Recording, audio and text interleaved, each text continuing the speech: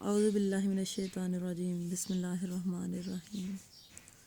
السلام علیکم ورحمۃ اللہ وبرکاتہ۔ ایک واقعہ ایک حقیقت۔ ایک دفعہ ایک شخص ایک عورت کو اس کی مرضی سے اس کے گھر سے بھگا لے گیا۔ جلدی سفر طے کرنے کی غرض سے اس عورت کے کہنے پر انہی کے گھر کی گھوڑی ساتھ لے گیا۔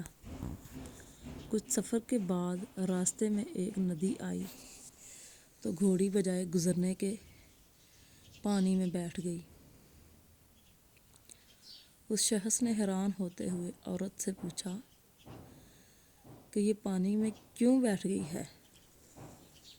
تو عورت نے جواب دیا کہ اس کی ماں بھی بیٹھ جایا کرتی تھی۔ اس شخص نے بڑی دانش مندی سے فیصلہ لیا اور فیصلہ لیتے ہوئے اس عورت کو ان کی گھوڑی سمیت واپس چھوڑ آیا۔ عورت نے واپسی کی وجہ جاننا چاہی تو اس نے کہا، اگر جیسی ماں ہوگی ویسی ہی بیٹی ہوگی تو میں نہیں چاہتا کہ کل کو ہماری بیٹی بھی کسی سے بھاگ کر شادی کرے۔ نیچے ایک اور کہانی ہے جی۔ ایک نیک آدمی شادی کے بعد بیوی کو لے کر اپنے گھر لوٹ رہا تھا۔ راستے میں سمندر عبور کرنا تھا۔ آدمی نے ایک کشتی کا انتظام کیا اور وہ دونوں سمندر عبور کرنے لگے۔ کشتی بیچ سمندر پہنچی ہی تھی کہ سمندر میں طوفان آ گیا۔ اس صورتحال میں بیوی کا خوف سے برا حال ہو گیا، لیکن آدمی ایسے اطمینان سے بیٹھا رہا جیسے کچھ غیر معمولی نہیں ہو رہا۔ یہ دیکھ کر بیوی کو حیرت ہوئی۔ وہ غصے سے چلا اٹھی،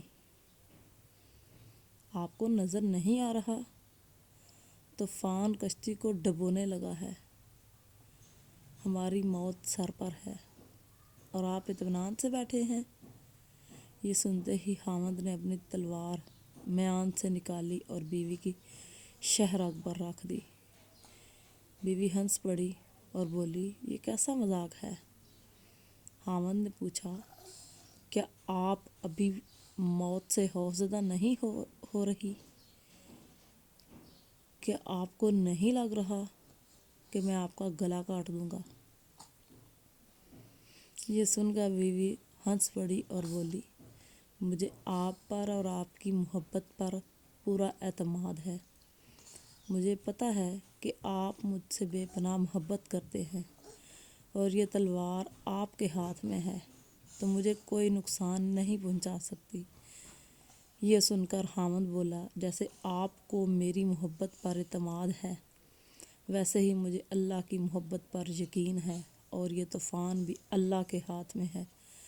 وہ چاہے تو اسے روک لے، چاہے تو ہماری کشتی ڈبو کر بھی ہمیں بچا لے۔